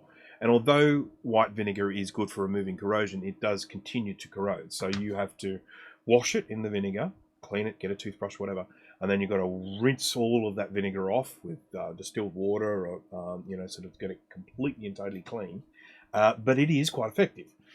However, I do actually have an ultrasonic cleaner here, which will get a lot of this corrosion off, and then so I shouldn't need to actually use any vinegar on this at all. So, right, let's try this again. This is take 2. So this is putting this component back on. Again, as I've mentioned before, this is a PLCC chip. They have a little indentation just here to indicate pin 1, and then we have a little white dot silk screened onto the board just there, which indicates where pin 1 is supposed to go. So I know where that is supposed to sit because of that little dot. But then I also know because there's a bevel on the edge here, and then there's a silk screen bevel on the board too. So there's two ways of knowing where that component is meant to sit. So, as I was doing before, I'm going to line this up to the best of my ability. I solder one corner and then I solder the other corner. That sometimes gives me a little bit of give. You know, I can give it a bit of a wiggle if I haven't got one corner quite right. I'm going to put that there. And solder. Now you can see now that solder is actually sticking to the side of that pin now. Whoop, not just to the bottom. I just moved it. That was, I would think I was an amateur.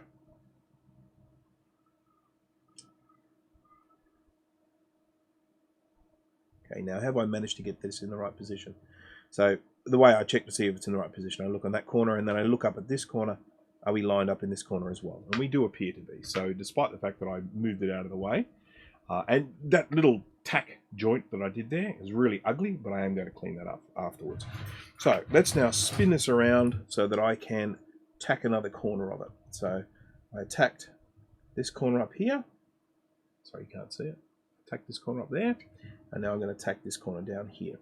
So once again, just going to make sure this is all sitting where it should. And then a bit of solder there. So that's now on there. So I've now got this held fairly well in position using solder at the, in each corner. And now I can then just go in and start doing the edges. So I'm going to pull this down again. Sorry, this board is just a little bit too big for my workbench here for easily using under the microscope. So, more flux indeed. We definitely need a lot more flux all the way around here.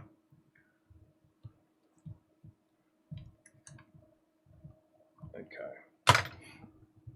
And I'll probably add even more, but let's just put this along here. There we go.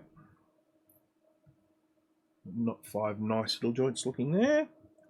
I'd love to just come in at this angle, but I've got this plastic off in the corner and I don't want to melt it, so let's try this corner here.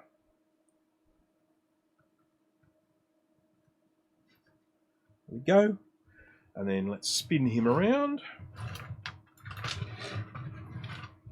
Let's try at that angle, see how I can go there. This will certainly allow me to get the top one. And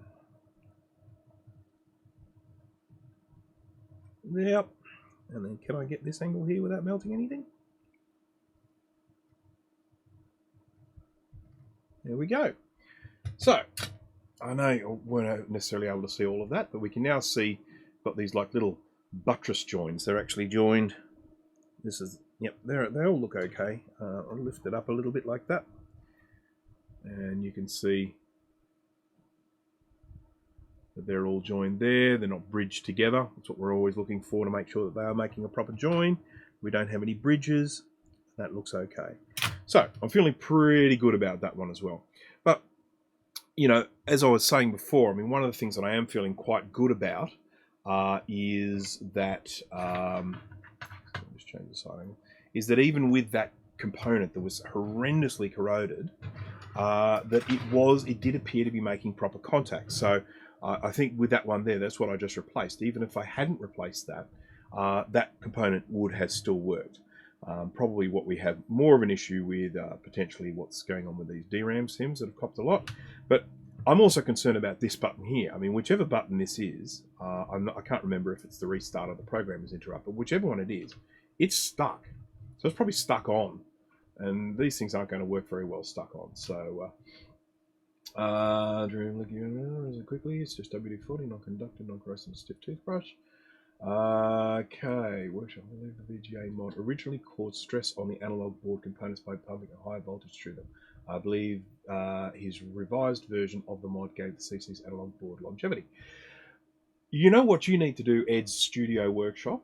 The moment this stream finishes, jump onto my channel, subscribe if you haven't already, have a look at my, what's it called, Mystic Color Classic upgrade. I go all through this, the different mods that are out there, the fact that some of them put increased load on the analog board, and then I talk about the one that I actually do, and then I go through here in my workshop and make the mod. So I actually do the mod in the video. I show you what needs to be cut, what needs to be joined. I go through as a step-by-step process. And the version that I do is the version that doesn't put undue load on the analog board. So, as I say, I mean, go and have a look at it now if you like. This I'm getting pretty boring. But that is what you need to have a look at before you have a crack at it. So it's in the featured videos on my channel, and it is Mystic Upgrade, Color Classic Mystic Upgrade, I think the video is called. Jump on, have a look, because I do go through all of the different types of mod, and then I go ahead and do the VGA mod that doesn't put undue stress on the analog board. So, that's the program button, is it? That's the program interrupt button. Okay. Restart button is missing. All right, good stuff. So this is obviously going to have to come off. So I don't even know if I'm going to be able to resurrect this with solder. We'll see. Just going to jump across here to the microscope and we'll have a look. I'm going to take my silly glasses off now. And let's just have a look. So this is where the button is. And what I'm hoping that I can do with these is I can make this solder molten. The worry is that it will just not really be solder anymore. That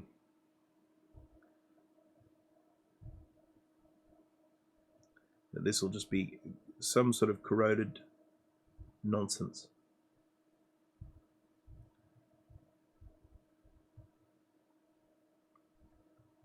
Okay, well, we appear to be having some success there.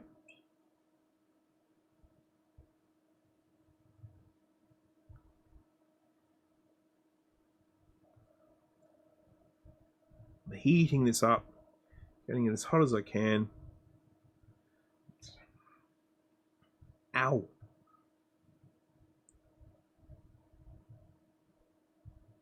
There we go. See that little bit of crust came off and now it's starting to take on solder.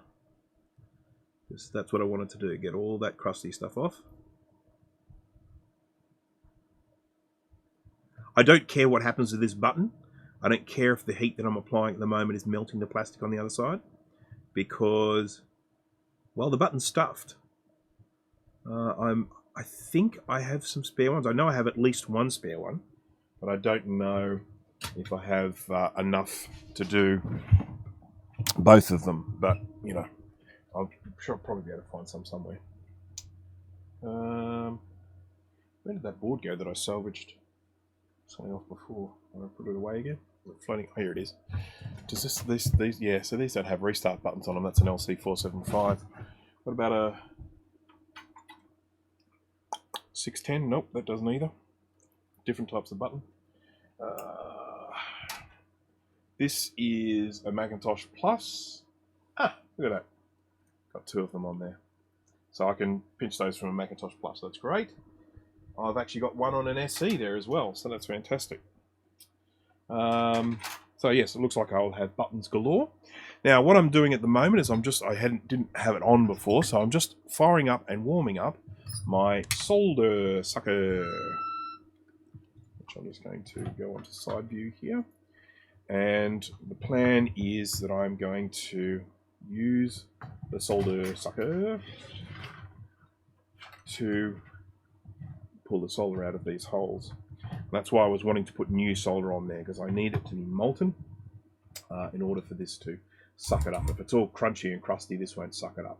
So this is basically just using a little vacuum pump which sucks air through this little pipe on the bottom here, and that air then sucks through. I should zoom out, shouldn't I? So air then sucks through here and then comes out there. That's a soldering iron tip. That's hot, a little hole in it. It melts the solder. When I apply the button to suck, it sucks air through there. The solder goes through into this little chamber. It solidifies and it stops going any further because there's a little filter up there. This one's a little bit of a mess because I dropped my glass chamber and smashed it, and it is held together with JB Weld. Right, so let's see what we can do. I'll zoom in again.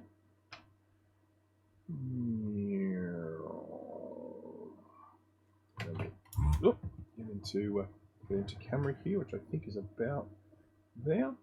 Well, yeah, it's really hard detecting where it's going because there. Okay, so we're just going to pop that on there. When I can tell by the sound of it that it's clogging up.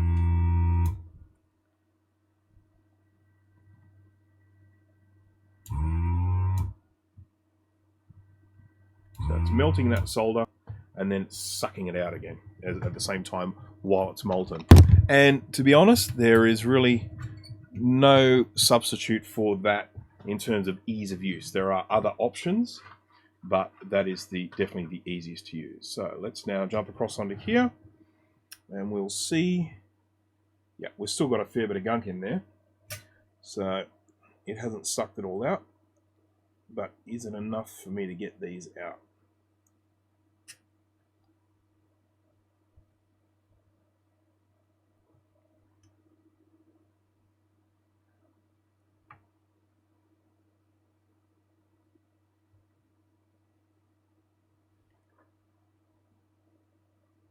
Another thing I may end up doing is just using hot air station. And move that. Now, where that solder sucker thing that I was using is going to come in, potentially going to come in handy, is I am probably going to need to remove these RAM slots.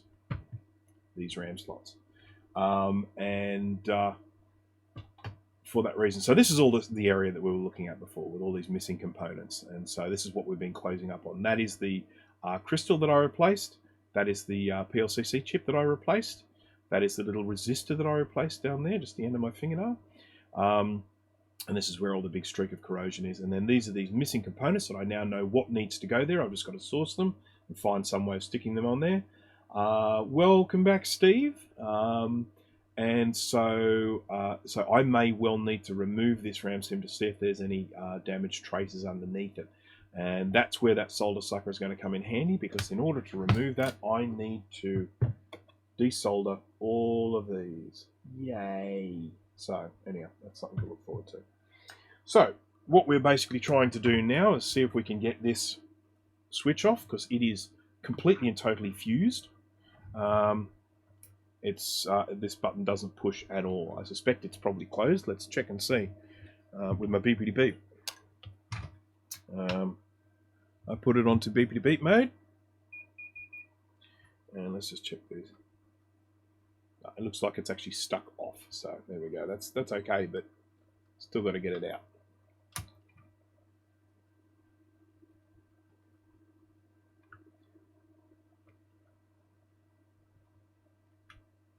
Being fairly fierce with it.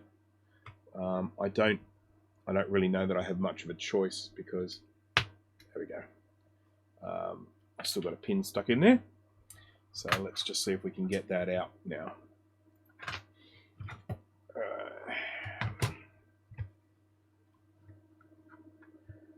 I mean, I know I've got broken traces around here, so it really doesn't matter if I'm a bit mean with it, because I've got to, sort of repair these traces anyway. As you can see here, I mean, that button travels along here and goes to this capacitor, and look at that. Look at that gap. It's not good. So let's get some flux on there. Let's get some solder onto the tip of the iron, and we'll just apply heat there. And there we go. Out she comes.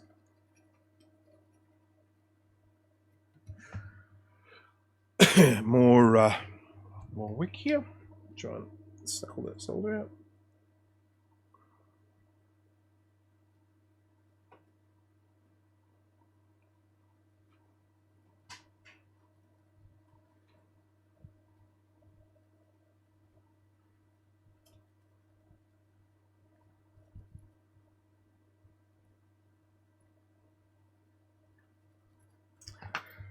There we go. Now, here's that moment where we get a bit of... And look at all the scunge around that, you know, all that rust and everything there. Get a bit of this, isopropyl alcohol, give it a bit of a rub, and all of a sudden it's not looking too bad. So,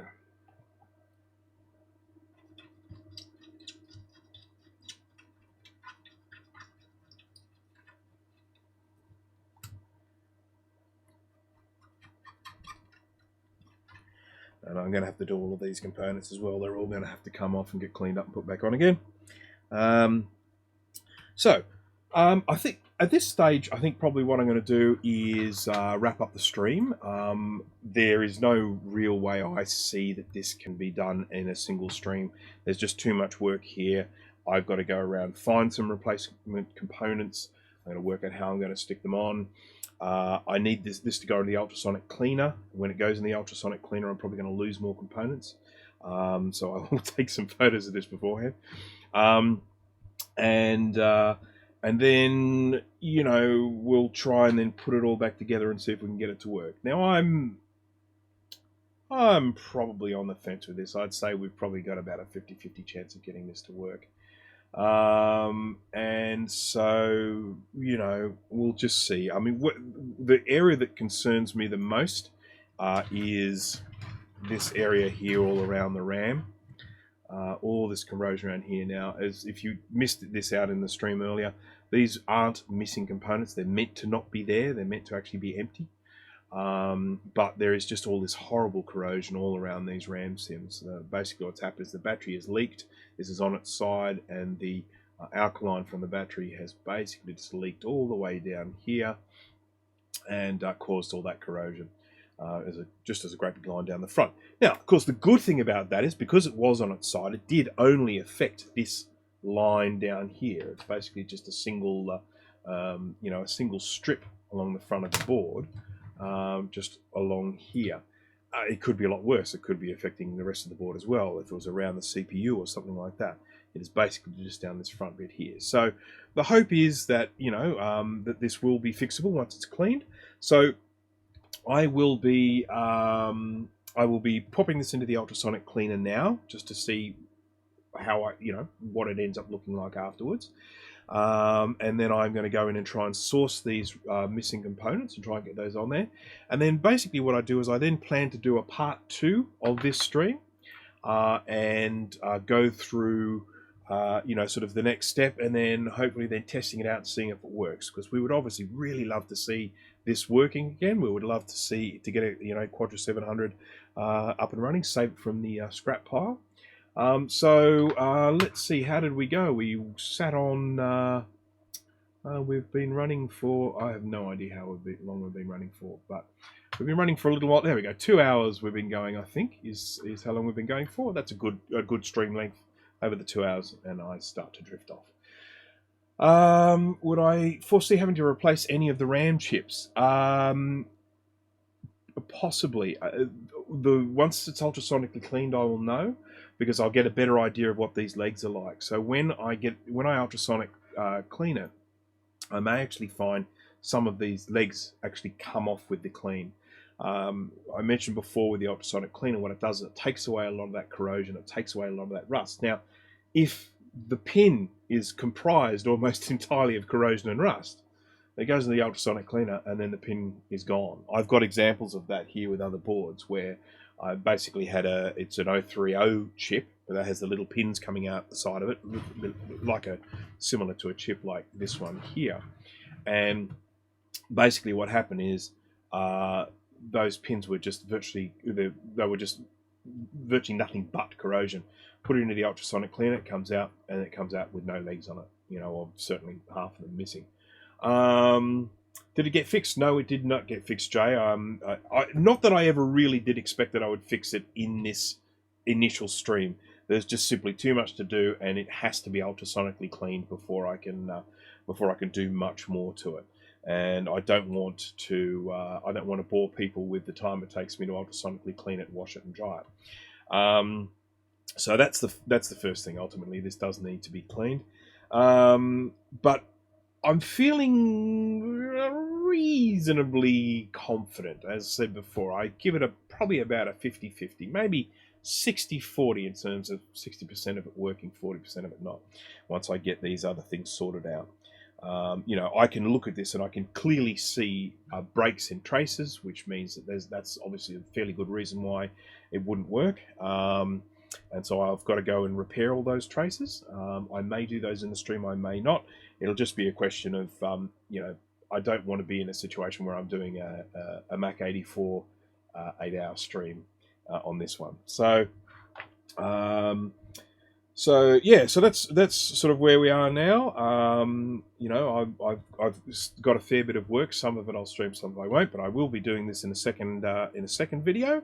So look out for that one. One thing I have seen from the number of viewers that have been watching this is there are definitely a lot of Quadra 700 fans out there. So we'll be doing everything we can to try and keep this one going. Unless anyone has any questions that they would like to ask, or anything specific about this or anything else, please feel free to jump on now and ask. Now's your chance. Otherwise, I will then just sort of close the stream down, and I'll chuck this in the cleaner and see what happens. Leave those 8-hour streams to the professionals. That's exactly right. I don't know how he does it. I just wouldn't have the stamina for it. I'd lose my voice and start banging my head against the wall and stuff like that. But, so let's move that. That's not good for my complexion.